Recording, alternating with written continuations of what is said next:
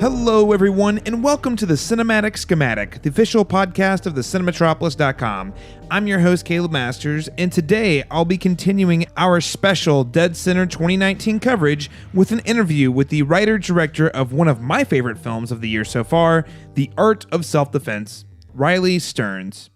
Now, before we jump into the interview, if you're enjoying our special deadCenter 2019 coverage, please make sure to subscribe to the podcast for more interviews or follow us on social media at facebook.com/thecinematropolis or hit us up on Twitter at thecinematrop. And if you want to get all of our team's written thoughts and reactions to the hottest films that played at the deadCenter Film Festival this past weekend, hit us up at thecinematropolis.com. But that's enough with the housekeeping. Let's go ahead and jump right into our interview with writer-director Riley Stearns. His film, The Art of Self-Defense, is sure to be one of this summer's most timely and memorable dark comedies.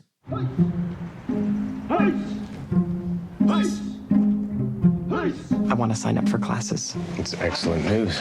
I'm going to go ahead and enter you into the system. Name, Casey... Davies? It's a very feminine sounding name. Why karate? I'm afraid. I'm afraid of the dark. I'm afraid of other men. They intimidate me. I want to be what intimidates me. I want to be... This question's multiple choice. A, health and fitness. B, career opportunities. C, New Year's resolution. D, self-defense/traumatic experience. What if it's none of the above? Should I read the choices again? No, that's okay.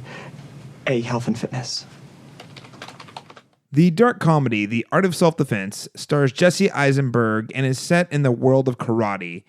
Eisenberg plays a man who is attacked at random on the street and enlists in a local dojo, led by a charismatic and mysterious sensei played by Alessandro Nivola, in an effort to learn how to defend himself. So we are joined today by the writer and director of The Art of Self-Defense, Riley Stearns. Riley, welcome to Cinematic Schematic. Hey, thanks for having me, man. You were in Oklahoma City for a couple days for deadCenter. How was your trip? It was so fun, so fast. I got there, did screening the next day, but I walked around and had a good time in Oklahoma City. Well, I mean, it was pouring down rain, but I still tried to get out and do some stuff. And then the screening came along. It was completely sold out. Everyone was so friendly and cool. And I wish I could have stayed longer, but I had to get out to New Jersey for another film festival. And it was just bang, bang, bang, back and forth. So I'm glad I got to come and at least do the screening and the Q&A while I was there. Excellent. Yeah. Well, again, thanks so much for making time out of your busy schedule to make it to Oklahoma City. I actually caught the film at South by Southwest and was very excited when we got it here for deadCenter, and I was really excited to see kind of how the Oklahoma crowd would react to it, and I think it got some warm reception. Yeah, it felt really good. I think people ended up digging it, and if it's any indication going to the party afterwards or walking around the streets and people flagging you down and saying, "Oh my God, I love the movie." It was a good feeling. Yeah. Excellent. And of course, I heard of your legendary Marietta's chicken sandwich that you've been tweeting about the last couple of days. I mean, would you rank it in your top 5? That's the real question. Yes, it was so different than anything I've ever had. I was talking to, I forget the bartender's name, bald guy, mustache, super nice. He and I were chatting about it and talking about the dry rub and what goes into it and everything. It was kind of an obsession while I was there. I'm going to have to figure out how to come back someday just to have that sandwich. So let's talk a little bit about the movie, The Art of Self-Defense. I think it was a really powerful, interesting, funny film. It definitely was good for repeat viewings. I'll say that much. Maybe you could just start us off by talking a little bit about what inspired you specifically to make sort of this dark comedy about karate. Yeah, I mean, I've been doing jiu-jitsu now for 6 years, so I at the time when I was starting to write this, I really wanted to set something in that world, and just because it was a new obsession at the time, jiu-jitsu. I think at that point I'd been doing it maybe 3 years tops, and just thought, well, I want to make something in the space that I love being in, and I thought that maybe the martial arts world could be kind of this. Way of getting into this topic of masculinity that I also wanted to talk about as well, and combining the two and kind of saying, even though it's a movie that's set in the world of karate, it's not about karate. That was important to me. I think you could have done the same movie with like football, or you could have done the same movie with wrestling or whatever sport you wanted to pick. Because I was into jiu-jitsu, I felt like the martial arts space was the most interesting thing. And people know what karate is, and they have no idea what jiu-jitsu is for the most part. So, and also I do think that kicking and punching is a little bit more cinematic than people rolling around on the ground like I do in jiu-jitsu. So I settled on karate, and then I think it was important to me to say it is in the world of karate, but it's not about karate. But it was kind of one of those things where I think other people when I was talking about the idea, they're like, "You're doing a karate movie? Why is that?" Like I did this really quiet, almost theater play type of thing for my first feature called Faults, and it was about cults. And so this dark thing about cults, and then this next movie, I kept telling them, "Yeah, they've got this like karate thing that I'm excited about doing." And friends were like, "What? Like what? How is that going to be interesting? Or what is that going to be about?" And I trusted myself, and I'm glad that I did. Firstly, I'm glad you did too, because I think it seems like you have maybe some of the themes though that from that first film that tie over. I have not seen Faults, though I am very excited to check it out, having seen The Art of Self-Defense twice. Amazon Prime for free. Oh, for free? Okay. All right. Well, firstly, I'm going to get on that. And listeners out there, absolutely make sure to get on that before you got about a month before you can catch Art of Self-Defense in theaters. Yeah. So see Prime both yourself. of these films. Literally, Amazon Prime yourself. You know, you kind of touch on the idea of karate as a cult, maybe not karate specifically, but this particular dojo being somewhat cult-like. I mean, is there anything in particular about the martial arts that kind of lends itself to that? Well, yeah. I mean, for me, I would say that Casey, who's Jesse Eisenberg's character in the film, I would say Casey just wants to belong. When we first meet him, he's alone. His best friend is his dachshund. And he just is searching for that like place that he can belong to and group that he can belong to. And I think a lot of us try to find that in like work or in extracurricular activities that we might do or whatever it is. And I think that there's an innate cult-like quality to anything like that. It's just that their cults take it to the extreme, obviously. Mm-hmm. So in this space, I do think that martial arts, I don't think that it's a negative usually. I think that there are obviously academies and there's football teams and stuff where they're going to be run a little bit differently, and that difference might be a negative. But I think for the most part, martial arts is super positive, but it has elements of cults, which I find fascinating. So you all wear the same thing, which is this weird looking like uniform, like gi. Or kimono, and then you also you are paying to be there, and you're also like under the instruction of one person who knows the most, and he's the one or she's the one who's kind of giving you that information, but not giving it to you all at once. You got to come back, and then there's levels in the sense that you get your rank and you get your belt, and you're like always trying to achieve that next belt.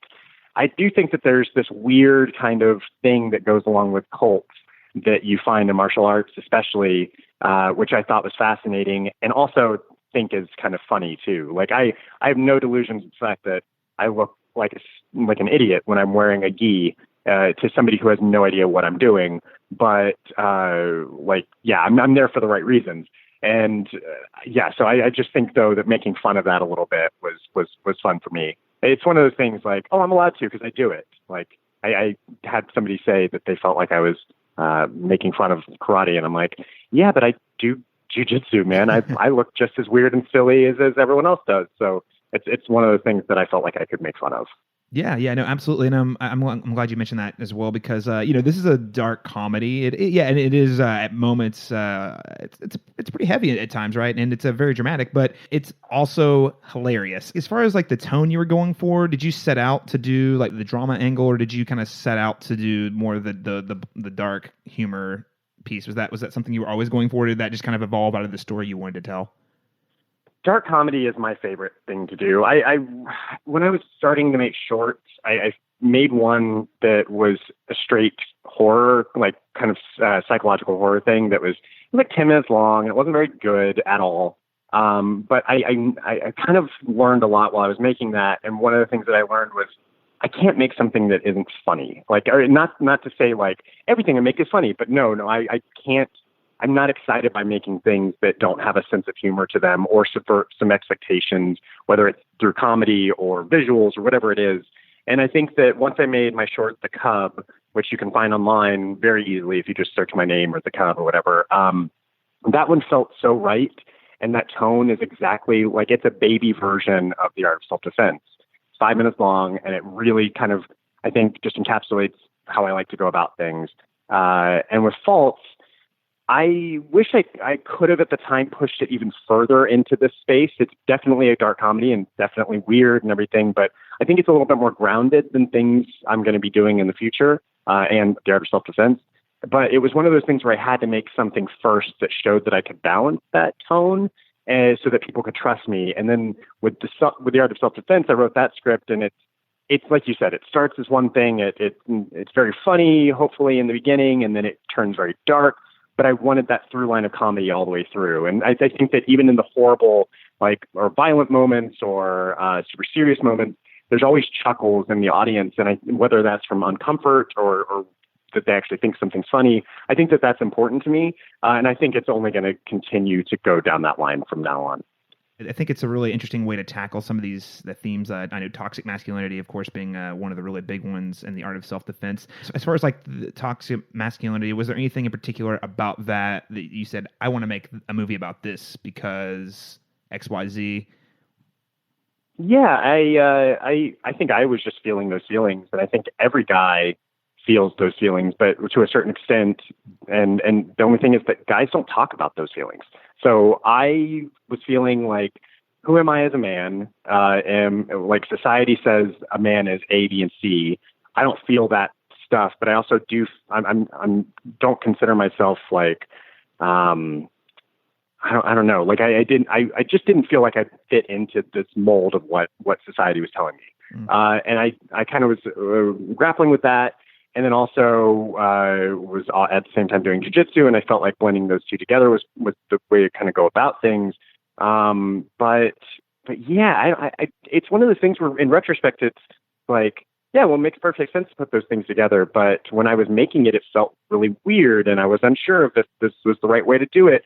But I trusted that if you can have a comedic take on something, you can kind of talk about messages or opinions or feelings that maybe you wouldn't have been able to get away with in a dramatic sense because people have been like, that's too on the nose or it's too silly. Whereas instead with, I think, this comedy, I was able to really lean into it and almost like through repetition and being super on the nose, it actually like makes some of those messages okay.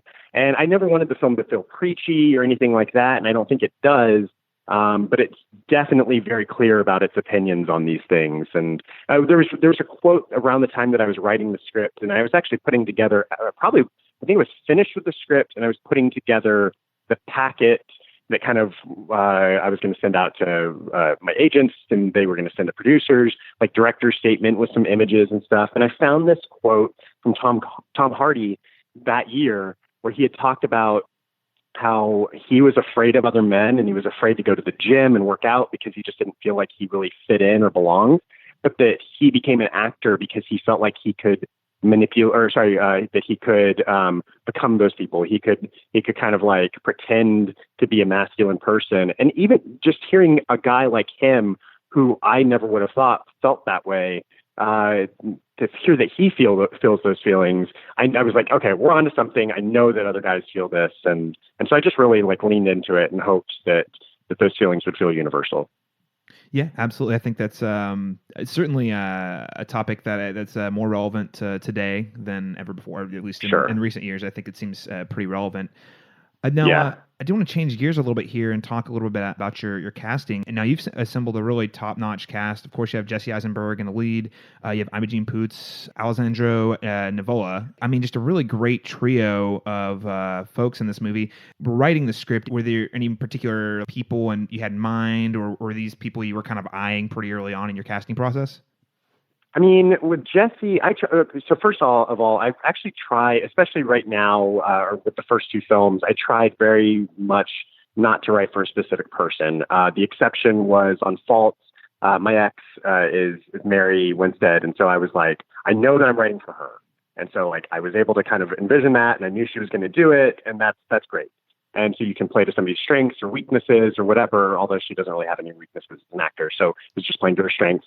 With the lead role in that one, it was very much like, I'm going to write this character and I'm not going to give it a face or anything, because I think you kind of close yourself off later on in casting when this one person that you've had in your mind this whole time, like, either doesn't ever even read your script, their agents don't pass it along to you or to them, or they read it and it's not for them. And I don't want to ever get that place where I'm closed off in my thoughts of who somebody can be. And so that was the same thing for The Art of Self-Defense. I wrote Casey as this almost like faceless man in my head as I was going through the script. But once we went through the casting process, or we're going through it, I was kind of really stuck on the idea of him being in his 40s, and that I felt like it would be a little sadder that that guy in his 40s doesn't know who he is as a man. And then when he starts karate, it'd be even sillier if he's in his 40s wearing a karate gi and alongside like teenagers and stuff. So once I kind of was going through the casting process for Casey, I realized very quickly that guys that age, at least at that point in time, that exact point in time that I was starting to pass off the script, just didn't get the script, or even worse, there was one guy in particular who like actually said to me in an email, I love the script, but I can't play a weak character right now. And I just like that reinforced my idea that, okay, I'm making the right movie. This is something that's scaring some guys.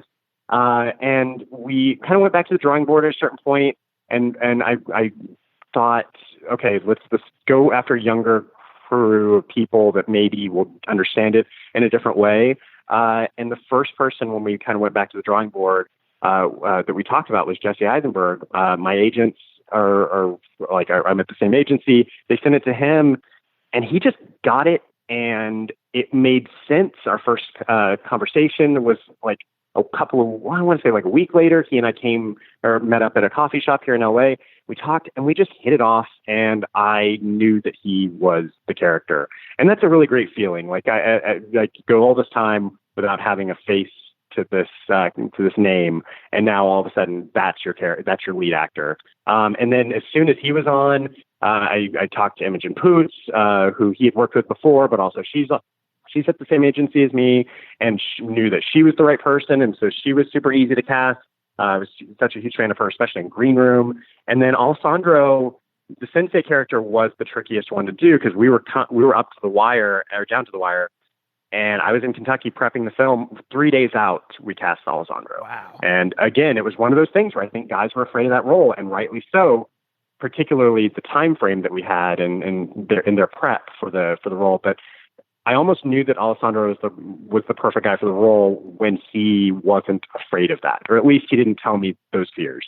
After the fact, I found out he was scared, like super scared, but because it was just 3 days. You've got karate, you've got to learn, you've got choreography, you've got these crazy monologues, and also it's a style that I'm very particular about, my acting style that I'm looking for. So, yeah, to his credit, he just came in and blew us away, and those three together, I mean, it was a dream come true.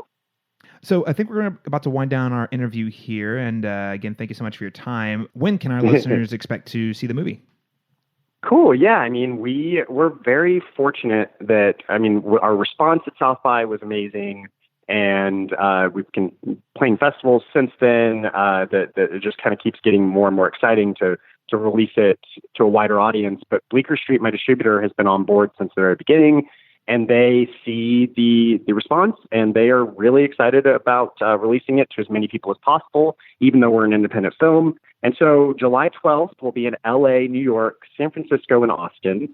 And then the following week, we're going to expand. And I mean, it's still, like I said, an independent film, but we're going to make sure that people can see this. Like I'm being sent photos from friends, and they're walking through their like hometown mall, and they're at the AMC, and there's a poster up saying coming soon. And this will be the first time that I've experienced that. Vault's played 11 theaters nationwide, and every single one of those theaters, except for one, only played it for 1 week, and then it was out of theaters. And I mean, that I'll take it, but with Self-Defense, it looks like we're going to get a proper release. And I mean, word of mouth is going to be super important and everything, but July 12th, I'm just so excited. It's almost exactly a month away now. And I feel like it's going to go by very quickly, and then all of a sudden it's going to be here. And I'm going to be like, it's out. Okay, you can see it. And I can't wait.